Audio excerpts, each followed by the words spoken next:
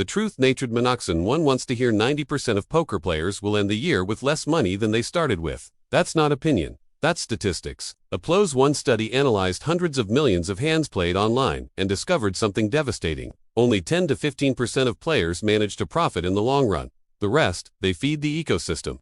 Pay the rake.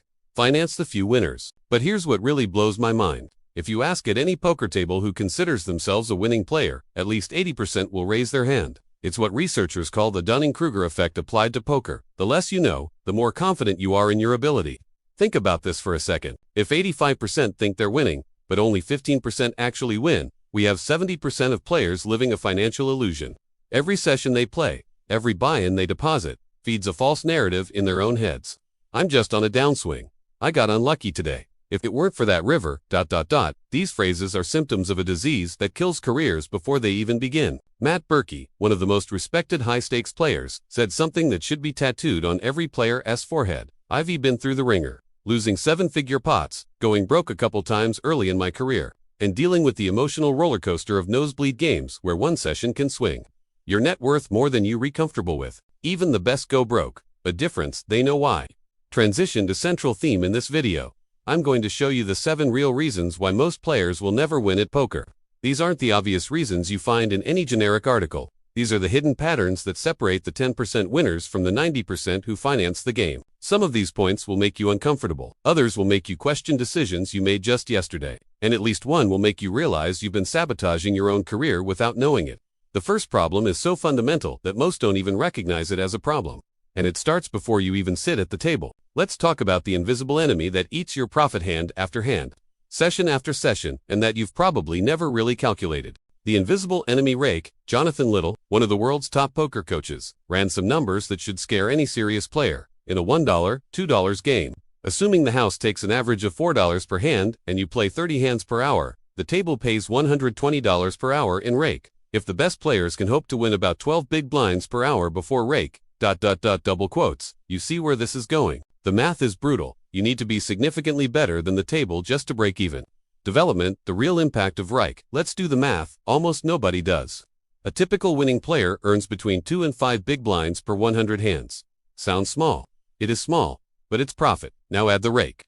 In online micro-stakes, Rake can consume 3 to 10 big blinds per 100 hands. This means many players who technically beat the table, making better plays than their opponents, end up at 0 or negative because of Rake. Winners on paper, losers in the bank statement. GTO Wizard published an analysis showing that micro-stakes players get the raw end of the deal because Rake, as a percentage of the pot, is disproportionately high. Some experts go as far as saying micro-stakes are practically unbeatable for many competent players because of this structure. The analogy that explains everything, think of Rake like an invisible current in a river. You can be an excellent swimmer. You can have perfect technique. You can be more prepared than 90% of people in that river. But if the current is too strong, you're not going anywhere. What do the 10% of winners do differently? They choose where to swim. Game selection isn't optional, it's survival. The factor that multiplies the problem, here's what makes Rake even more destructive. It's regressive. In a $25, $50 game, Jonathan Little observed games where the Rake was 5% uncapped. When 2 players go all-in with 100 big blind stacks, the casino takes $500 from a $10,000 pot. Even if you get it in with 57% equity, a significant edge, your real profit after Rake might only be $210 big blinds of profit when you should be winning much more. Rake doesn't discriminate. It eats the winner's profit with the same veracity that it accelerates the loser's ruin. Practical solution: winning players do 3 things most ignore. First, they calculate the real Rake of the game they're playing, not the nominal Rake. Second, they chase Rake back aggressively on some platforms. This can add 1.5 to 3 big blinds per 100 hands back to your win rate. Third, they avoid games where Rake makes it mathematically impossible to win. But Rake is just the first invisible obstacle. The second is even more treacherous because it doesn't show up in any statistics, isn't in any tracking software, and most players would swear they don't suffer from it. I'm talking about the cognitive bias that makes you overestimate your own skill. The illusion of competence. Dunning-Kruger in poker. In 1999, 2 Cornell psychologists made a discovery that explains why most poker players will never improve. David Dunning and Justin Kruger tested people on humor, grammar, and logic. Then they asked them to estimate their own performance. The result, people who scored in the bottom quartile, the worst, 25%, estimated their performance as above average. They thought they got 68% of questions right when they actually got 23%. It's not arrogance. It's cognitive inability to evaluate one's own incompetence. In poker, this phenomenon is epidemic. Pokerology described it perfectly. Poker players are some of the most delusional people on the planet. We don't play too many hands, we just like to see flops. We didn't raise at the wrong time. It was the opponent's fault for not folding when he was supposed to. For every mistake we make at the table, there's an equal and opposite rationalization to explain it away. And when all else fails, we blame bad luck. Here's the real problem. The same lack of knowledge that causes bad plays also prevents you from recognizing that your plays are bad. It's what researchers call the twin burden. You not only play poorly, but you lack the mental tools to realize you're playing poorly. How this manifests in practice: think about the typical micro-stakes player. He watches some YouTube videos, learns what a 3-bet is, discovers he can make continuation bets. Suddenly, he feels like he understands the game. This is exactly the most dangerous point on the learning curve. Psychologists call it peak of ignorance. The moment when your confidence skyrockets because you've learned just enough not to realize how much you still do. Experienced players have been through this. They remember the phase when they thought they were good, before discovering the real depth of the game. The antidote: the 10% of winners developed a skill that seems contradictory. They systematically doubt themselves. Federholtz, who accumulated over $30 million in prizes before age 25, said, "At the beginning of my career, I used to send my hands to 10 different people to get their ideas and reviews. 10 people, not 1, not 2, 10. Why? Because he knew that his own analysis, no matter how deep, could be wrong. This isn't lack of confidence, it's strategic intelligence." The ego trap. Ego is particularly destructive in poker because the game is personal. When you lose, you didn't lose to the market or to circumstances. You lost to another human being sitting across from you, and admitting that human being is better than you. The mind will do anything to avoid that conclusion. He got lucky. I was tired. That table was impossible. Each of these phrases is a comfortable lie that prevents growth. Overcoming Dunning-Kruger requires something most players avoid, like the plague: honest feedback and structured study.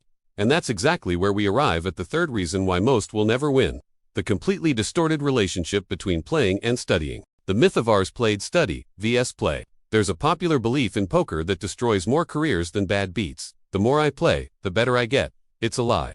Red Chip Poker published an analysis that should be required reading. For beginners, the ideal ratio is 3 hours of study for every 1 hour played. 3 to 1. Read that again. 3 hours studying for every hour at the table. And for proficient players, the recommendation is still 1 to 1. 1 hour of study for every hour played. Now think about your last week. How many hours did you play? How many did you actually study?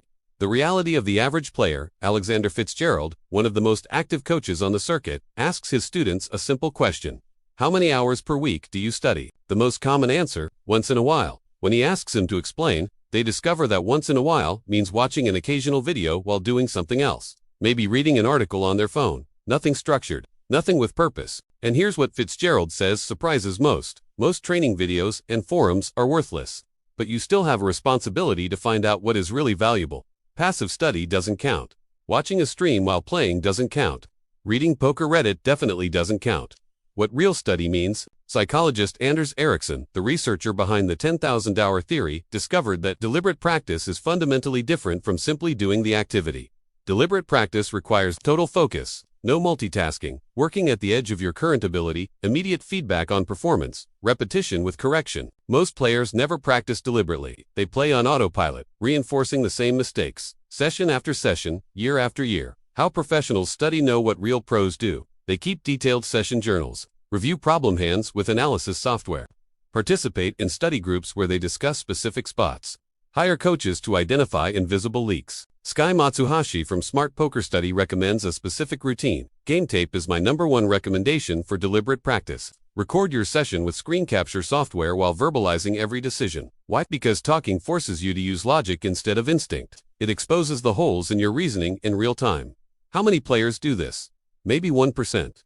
The brutal math. Let's be honest about the numbers. A typical recreational player might play 5 hours a week, studies 0. In a year, that's 260 hours of non-deliberate practice. An aspiring professional plays 20 hours a week and studies 10. That's 1,560 total hours, with 520 of structured study. Who's going to improve faster? It's not about talent, it's about time allocation. But even those who study face an enemy that can nullify all technical progress in a matter of minutes. A mental state so destructive it has its own name in poker, and it's responsible for more money lost than any other factor combined. The silent killer: tilt and emotional control, in a qualitative study with 56 online poker players. Researchers asked them to describe situations of significant money loss.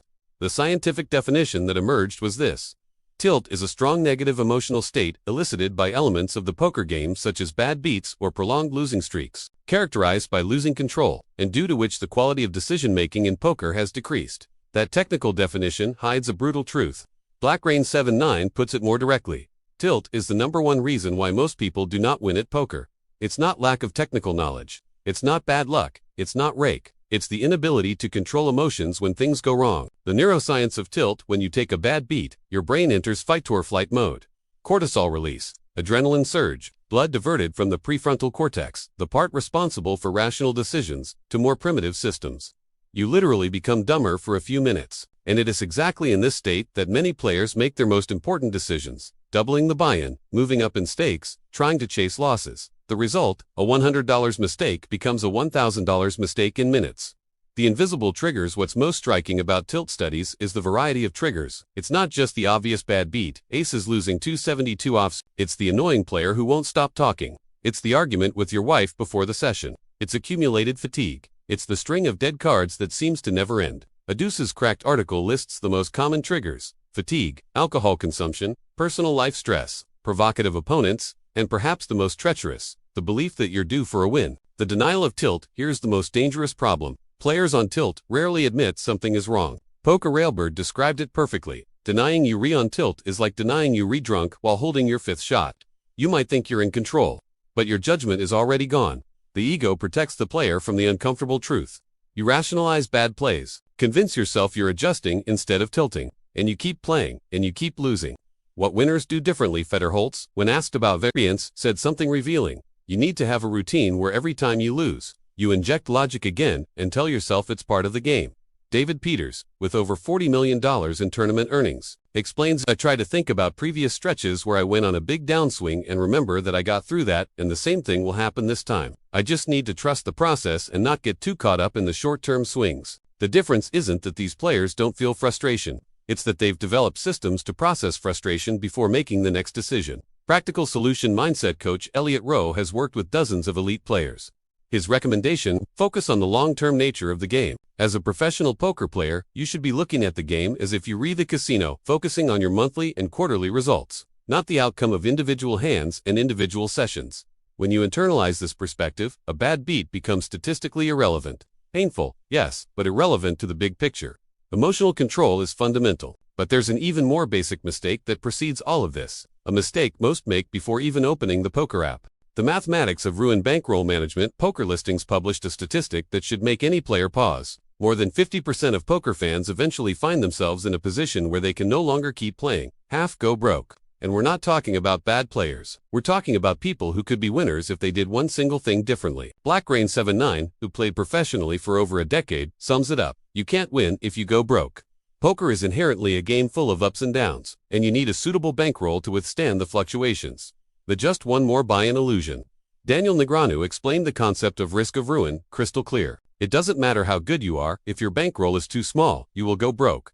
The math is relentless. With each bet, your risk of losing everything increases. An insufficient bankroll transforms normal variance into a financial death sentence. But here's what most don't understand. The definition of insufficient is far more conservative than you imagine. The real numbers: for no-limit hold'em cash games, the standard recommendation is 20 to 30 buy-ins. Sounds like a lot. Professionals who depend on poker for a living maintain 50 to 100 buy-ins. For pot limit Omaha, where variance is higher, 50 to 100 buy-ins is the minimum recommendation. For tournaments, 100 to 200 buy-ins, because even excellent players only cash in about 15% of tournaments. That means long stretches without returns.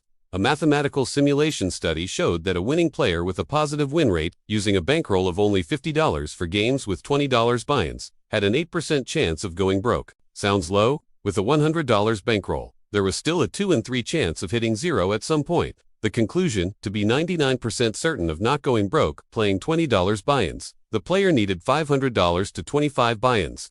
Why players ignore this? The answer is psychological. Playing lower stakes hurts the ego. If you know you're good enough for $2, $5, it seems like a waste to play $1, $2. But bankroll doesn't care about your ego. Math doesn't make exceptions. Your Picard dream identified a destructive pattern. A reckless approach inspired by running hot can lead to disaster even faster than failing to adjust after running badly. Translation: winning makes you confident. Confidence makes you move up stakes. Higher stakes expose your bankroll to risks you didn't calculate, and then variance collects its toll. The separation that saves careers. Daniel Negreanu insists on one principle: divide your personal and poker finances. In the same way that you wouldn't use your personal checking account for a business expense, don't mix your personal funds with your poker bankroll. Professional players treat poker like a business because it is a business. You don't pay rent with company cash. You don't play with rent money. When these lines blur, emotional decisions replace rational decisions, and you already know where that ends. Bankroll management is defense. It protects you from worst-case scenarios. But to actually win, you need something more. You need a system that ensures continuous improvement even when you're not playing. Professionals call this routine, and it's exactly what separates winners from those who dream of winning. The routine of the 10% systems that work. Josh Ari has 7 WSOP bracelets. When asked how he maintains mental balance, he said, "If I'm feeling down, I know what to do. It's just a matter of caring about myself enough to do it." I've done a lot of work with Elliot Rowe. He shared a system where if I'm in a certain frame of mind, I know exactly what to do. Did you catch the key word? System. Not motivation, not talent, not luck. System. A professional's day. Professional players don't wake up and decide to play a little today. They follow rigorous structures. A Bluffing Monkeys article detailed the typical routine: morning, physical exercise, meditation, review of hands from the previous day. 10 a.m. 12 p.m. structured study, software analysis, training videos, range updates. Afternoon, playing sessions with defined focus. Evening, session review, journaling, decompression. Matt Berkey explained his own approach. "My daily routine is non-negotiable. It's what keeps me even-keeled in the chaos. I block out time for the gym every day, hit the sauna for recovery, and walk my dogs to clear my head." He continues, "That physical discipline spills over into everything. It builds resilience, so when a bad beat hits, I'm not spiraling." The non-negotiable elements. Based on dozens of interviews with elite players, clear patterns emerge. 1. Pre-session warm-up. Don't just sit down and play. Review notes. Do a hand-reading exercise. Set a specific focus for the session. 2. Physical limits. Sessions of no more than 4 to 6 hours with scheduled breaks. Federholz insists, breaks are very important. Get some fresh air. His team did push-ups during breaks to keep blood flowing. 3. Systematic review. Not just playing, documenting. Tag important hands during play to review later. Identify patterns in your own mistakes. 4. Mental separation. Hobbies outside of poker. Relationships, activities that don't involve variance. Elliot Rowe recommends, ideally, have a hobby you love in your life that's variance-free. The concept of a gummy. Federholz built an entire company primed mind around one concept. You need to be in your best mental state before competing. You can be so good at poker, he explains, but if you're not disciplined at the table and off the table, you'll never make it. A game isn't about getting good cards. It's about being mentally prepared to make the best possible decisions, regardless of the cards. This means getting enough sleep, eating right, not playing when stressed or distracted, having clarity about why you're sitting at that specific table. The difference between amateur and professional. The Exceptional Poker article summarizes it perfectly. Long-term winning players view poker as a disciplined vocation, treating it as a kind of calling that requires constant vigilance and never-ending improvement. They leave nothing to chance. The difference isn't in the cards they receive. It's in what they do in the 23 hours they're not playing. The 90% who lose treat poker as entertainment. The 10% who win treat poker as a profession, even if it's not their profession. All of this rake, cognitive bias, study, tilt, bankroll routines, converges on a final decision, a choice you need to make now if you want to be on the right side of the statistic. The decision action plan. Let's recap what separates the 10% of winners from the 90% who finance the game. Losers ignore rake. Winners calculate exactly how much they need to win to be profitable. Losers overestimate their skill. Winners seek brutal, honest feedback. Losers play a lot and study little. Winners maintain a minimum 1-to-1 ratio between study and play. Losers let emotions control decisions. Winners develop systems to process frustration. Losers risk money they can't afford to lose. Winners respect bankroll management as law. Losers play when they have time. Winners follow structured routines. The question is, which category are you in now, and which do you want to be in? Your action plan, 7 steps. Step 1. Calculate your real rake. This week, find out exactly how much you pay in rake per 100 hands in the games you play. Multiply by the volume you play. That number is your tax before any profit. Step 2. Audit your study-play ratio in the last 4 weeks. How many hours did you play? How many did you actually study? Not passively watching content, but analyzing hands, working with solvers, reviewing mistakes. If your ratio is worse than 1-2-3, 1 hour of study for every 3 of play, you're regressing while thinking you're practicing. Step 3. Identify your tilt triggers, make an honest list. What puts you on tilt? String of bad beats, annoying players, fatigue, personal problems. You can't solve what you don't identify. Step 4. Set your minimum bankroll cash games. 30 buy-ins minimum, tournaments, 100 buy-ins minimum. If you don't have that for the stakes you play, move down, no negotiation. Step 5. Create a pre-session routine. It doesn't need to be elaborate. It can be 10 minutes reviewing notes, setting a focus, checking your mental state. What matters is that it's consistent. Step 6. Establish exit rules before sitting down. Decide, if I lose X binds, I stop. If I feel tilt, I stop for 15 minutes. Decisions made in advance are better than decisions made in the heat of the moment. Step 7. Find accountability. Join a study group. Hire a coach. Have someone to review your hands and question your decisions. The best players in the world have entire teams doing this. The final truth, poker is a game where most lose. That's not a tragedy, it's an opportunity. Because if 90% of players make the same predictable mistakes, you don't need to be a genius to win. You just need to not make those mistakes. The money in poker comes from somewhere. It comes from players who don't calculate rake, who don't study, who tilt, who risk too much, who play without structure. You can be the source of that money. Or you can be the destination. The choice is in the decisions you make away from the table. If this video made you uncomfortable at some point, good. Discomfort is the first step toward change. Now you have two options. You can close this video, play your next session exactly as you've always played, and continue being part of the 90%. Or you can implement a single thing you learned today, just one, and see what happens in 30 days. The players who built careers didn't do everything at once. They improved one element at a time, consistently, until the sum of small changes became an advantage impossible to ignore. That advantage is available to you. The only question is whether you'll go after it. Subscribe to Mind of a Grinder for more content that separates winners from losers. Comment system if you want me to go deeper on any of the 7 steps in a dedicated video. And if you're ready to accelerate your evolution, comment link and I'll send you access to Black Rain 79's Elite course, the same material that transformed thousands of micro-stakes players into consistent winners. See you in the next video.